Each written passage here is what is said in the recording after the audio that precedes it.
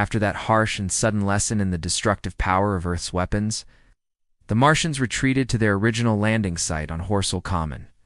In their panic, weighed down by debris from their fallen comrade, they probably missed a few stray survivors like me. Had they left the wreckage behind and pushed forward immediately, nothing stood between them and London except a few batteries of 12-pounder guns. They could have reached the city before word of their advance even arrived. Their attack would have been as sudden, terrifying, and catastrophic as the earthquake that leveled Lisbon a century ago. But they weren't in a hurry. More cylinders continued to arrive from Mars 1 every 24 hours. While they waited for reinforcements, the British military finally grasped the scale of the threat and moved with desperate speed. By nightfall, every grove and every row of suburban homes along the hills of Kingston and Richmond concealed black cannon muzzles, waiting. Within a ring of charred ruin nearly 20 square miles around Horsell Common, through scorched villages and still-burning pine forests, brave scouts crawled with heliographs. Their mission: to warn artillery crews of any Martian movement.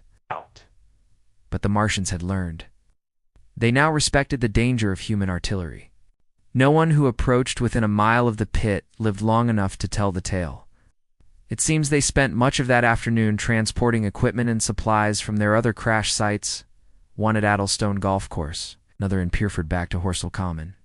One of them stood watch above the burned ruins, while the others left their towering war machines and descended into the pit. They worked through the night. A towering column of green smoke rose from the site, visible even from as far away as Marrow Hill, Banstead, and Epsom Downs. As the Martians regrouped behind me and humanity assembled ahead of me, I began the long, painful journey from the burning remains of Weybridge toward London. Near the river, I spotted a small, abandoned boat drifting downstream. I stripped off my soaked clothes and swam to it. There were no oars, but I paddled with blistered hands downriver, toward Halliford and Walton. Constantly glancing over my shoulder, I clung to the belief that the water was my best shot at escape should the Martians return. For nearly a mile, the hot runoff from the Martian wreck blurred the banks with steam. Eventually, I saw black figures running through fields, fleeing Weybridge. Halliford looked empty. Few riverside homes were aflame. The whole place was eerily quiet, smoke rising into a hot blue sky. Fire moved steadily across a field of dry hay. It was the strangest sight, homes burning without a crowd to watch. Too exhausted to think, I drifted for what felt like ages. The heat from the water and the sun was overwhelming. Finally, near the Walton Bridge, I collapsed. Fever and weakness overtook my fear, and I dragged myself ashore, barely conscious, lying in tall grass. I think it was around 4 or 5 in the afternoon.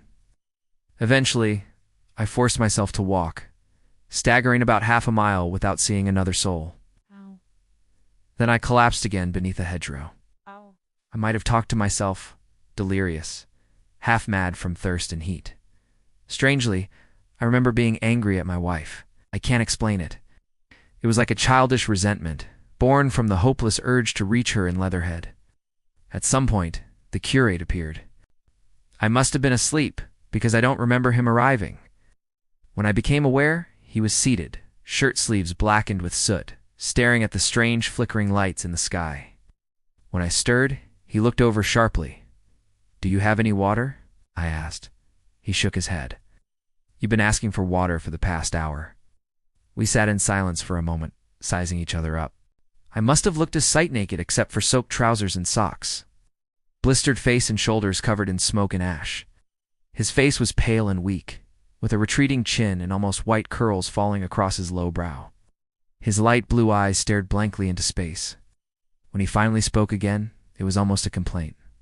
"What does it all mean? What have we done to deserve this?" He extended a thin, trembling hand. "Why is this allowed?" I was walking after morning service, clearing my mind, and then fire, earthquake, death. Like Sodom and Gomorrah, all our work, gone. All of it. What are these creatures? I looked at him. "What are we?" I replied hoarsely. He stared at me, then looked away. I was walking. And then fire, earthquake, death. He began to rock slightly, murmuring about Sunday schools, about the church they'd rebuilt just 3 years ago. Gone. Wiped away. Why? Then, shouting suddenly, the smoke of her burning goes up forever and ever. His eyes flared, pointing back toward Weybridge. By now, I realized what I was dealing with. He had fled from the carnage, but the trauma had broken him. His grip on reality was slipping. "Are we close to Sunbury?" I asked, trying to ground him. He ignored the question. "What do we do now? Are these things everywhere? Has the earth been handed over to them?" Again I tried. "Are we close to Sunbury?"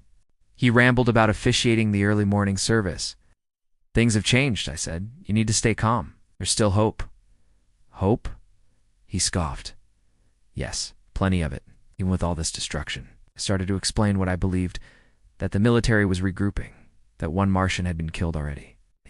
He listened briefly, then zoned out again. "This is the end," he muttered. "The great and terrible day of the Lord, when men will beg the mountains to fall and hide them from his face." I gave up reasoning. I stood, put my hand on his shoulder. "Be a man," I said firmly. "What good is your faith if it collapses in crisis? Earthquakes, floods, wars, do you think God made Weybridge immune? He's not your insurance broker." He fell silent. "But how do we escape?" he asked eventually. "They're invincible, merciless, not invincible. Maybe not even merciless," I said. "And the stronger they are, the more focused we need to be. One of them died just 3 hours ago. Killed." He blinked. "How can God's messengers be killed? I saw it myself. I just happened to be caught in the middle of all this." "What's that light?" he asked suddenly, pointing at the sky. "It's the heliograph. Human signal. A sign that we're still fighting." "We're in the eye of the storm," I said. "That flicker proves it. The Martians are gathering back there. And to the north where the hills rise toward, Kingston and Richmond earthworks are going up, and cannons are being placed. They'll be coming again soon." Even as I spoke, he raised his hand. "Listen." Beyond the hills came the dull boom of distant artillery and a strange, haunting cry. Then silence again. A cockchafer buzzed past. The fading light, the crescent moon rose over the smoke of Weybridge. "We should follow the path north," I said quietly.